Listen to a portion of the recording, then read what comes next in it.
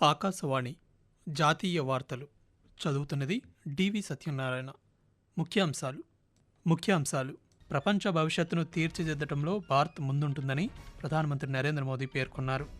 రాష్ట్రపతి ద్రౌపది ముర్ము 5వ జాతీయ నీటి అవార్డులను రేపు న్యూఢిల్లీలో ప్రదానం చేయనున్నారు. భద్రతా దళాల అంకితభావం, సమర్థత కారణంగా దేశం శాంతిని నెలకొల్పడంలో విజయం సాధించిందని కేంద్ర హోంశాఖ మంత్రి అమిత్ షా అన్నారు.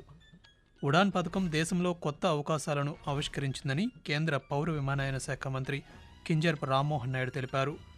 దానా తుఫాను ప్రభావంతో ఈ నెల 23వ తేదీన కోస్తాంధ్ర, ఒడిశాలో భారీ వర్షాలు కురుస్తాయని భారత వాతావరణ శాఖ హెచ్చరికలు జారీ చేసింది. వార్తల వివరాలు. ప్రపంచ భవిష్యత్తును తీర్చిదిద్దటంలో భారత్ ముందుంటుందని ప్రధానమంత్రి నరేంద్ర మోదీ అన్నారు. న్యూఢిల్లీలో ఈరోజు ఒక ప్రైవేటు వార్తా సంస్థ నిర్వహించిన ప్రపంచ శిఖరాగ్ర సదస్సునుద్దేశించి ప్రధానమంత్రి ప్రసంగిస్తూ భారతదేశం 2వ కృత్రిమ మేధస్సు ఆకాంక్షిత దేశంగా ఎదిగిందని పేర్కొన్నారు. కోవిడ్-19, గ్లోబల్ ఎకానమీ, ద్రవ్యోల్బణం, నిరుద్యోగం, వాతావరణ మార్పులు, యుద్ధాలు, ప్రపంచ పరిస్థితులు భారతదేశాన్ని ప్రభావితం చేస్తాయని పేర్కొంటూ भारत हर सेक्टर में एआई का उपयोग बढ़ा रहा। हम दुनिया को भी बेहतर एआई सॉल्यूशंस देने में जुटे हैं। वार्ड के स्तर पर भी भारत ने कई सारे इनिशिएटिव लिए। भारत दूसरे एआई यानी एस्पिरेशनल इंडिया को लेकर भी उतना ही गंभीर है। उड़ान योजना के तहत करीब 3 लाख फ्लाइट्स उड़ान भर चुकी हैं। इनमें 1.5 करोड़ आम नागरिक सफर कर चुके हैं। आज देश में एयरपोर्ट की संख्या 150 को पार कर गई है. రాష్ట్రపతి ద్రౌపది ముర్ము 5వ జాతీయ నీటి అవార్డులను రేపు న్యూఢిల్లీలో ప్రదానం చేయనున్నారు. 2023 సంవత్సరానికి గాను ఉత్తమ రాష్ట్రం, ఉత్తమ జిల్లా, ఉత్తమ గ్రామ పంచాయతీ, ఉత్తమ పట్టణ స్థానిక సంస్థ, ఉత్తమ నీటి వినియోగదారుల సంఘం, ఉత్తమ పౌర సమాజం సహా 9 విభాగాల్లో 38 మంది విజేతలను కేంద్ర జలశక్తి మంత్రిత్వ శాఖ ప్రకటించింది. ఉత్తమ రాష్ట్రం కింద ఒడిశాకు మొదటి బహుమతి లభించగా ఉత్తరప్రదేశ్ 2వ స్థానంలో నిలిచింది. జాతీయ స్థాయిలో నీటి నిర్వహణ, నీటి సంరక్షణపై అవగాహన కల్పించేందుకు ప్రభుత్వం సమగ్ర ప్రచారాన్ని చేపడుతున్నట్లు మంత్రిత్వ శాఖ తెలిపింది. భద్రతా దళాల అంకితభావం, సమర్థత కారణంగా దేశం శాంతిని నెలకొల్పడంలో విజయం సాధించిందని కేంద్ర హోంశాఖ మంత్రి అమిత్ షా అన్నారు.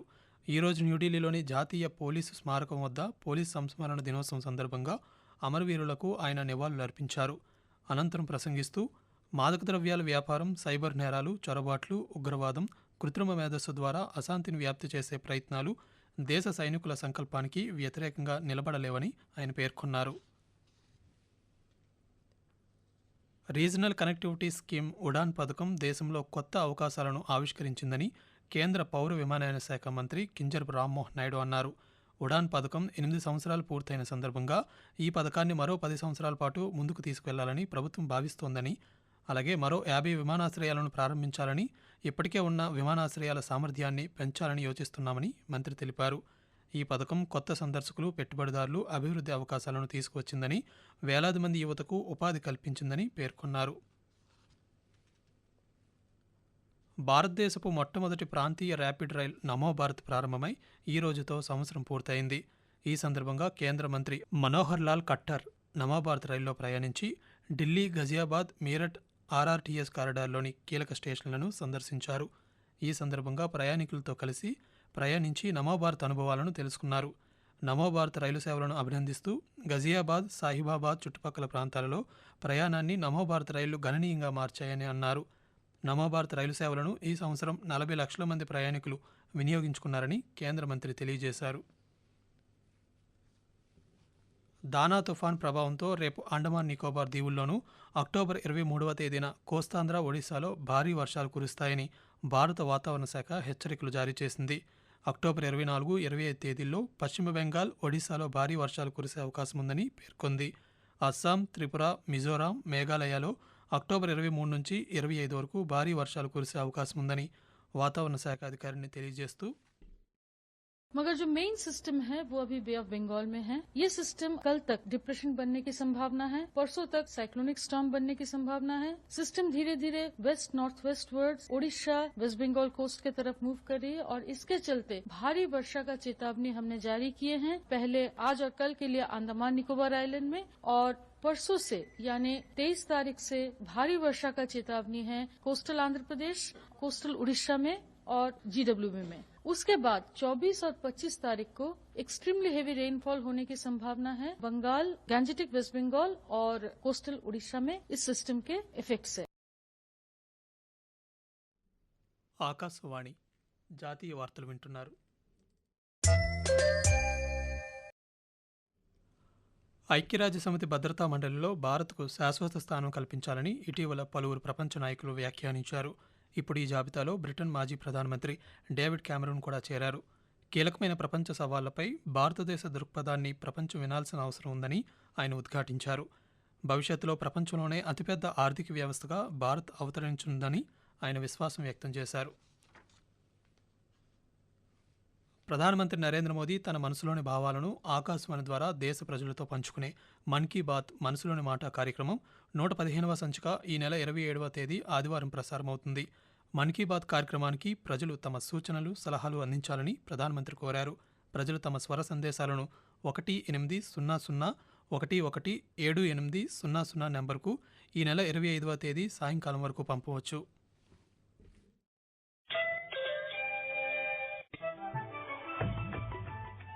ఖచ్చితమైన సమాచారం, నిష్పాక్షికమైన విశ్లేషణలు, విశ్వసనీయ వార్తా ప్రసారాలకు వేదిక ఆకాశవాణి. దేశ ఆర్థిక, రాజకీయ, సామాజిక, సాంస్కృతిక అంశాలకు సంబంధించిన నిరంతర వార్తా విశేషాల కోసం ఆకాశవాణి సామాజిక మాధ్యమ వేదికలైన news on air YouTube channel ను, newsonair.gov.in వెబ్సైట్ ను, ట్విట్టర్ లో ఆల్ ఇండియా రేడియో న్యూస్ ను వీక్షించండి. తెలుగు ప్రాంతీయ వార్తా విశేషాల కోసం ఆకాశవాణి న్యూస్ విజయవాడ మరియు Akashvani news Visakhapatnam YouTube channels ను వీక్షించండి.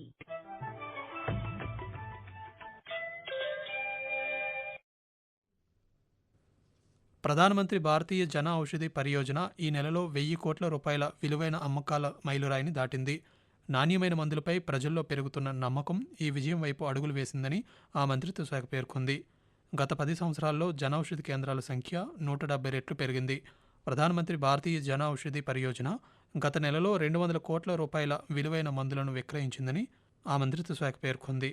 వచ్చే 2 ఏళ్లలో దేశంలో 25,000 జన ఔషధి కేంద్రాలు ఏర్పాటు కానున్నాయని వెల్లడించింది.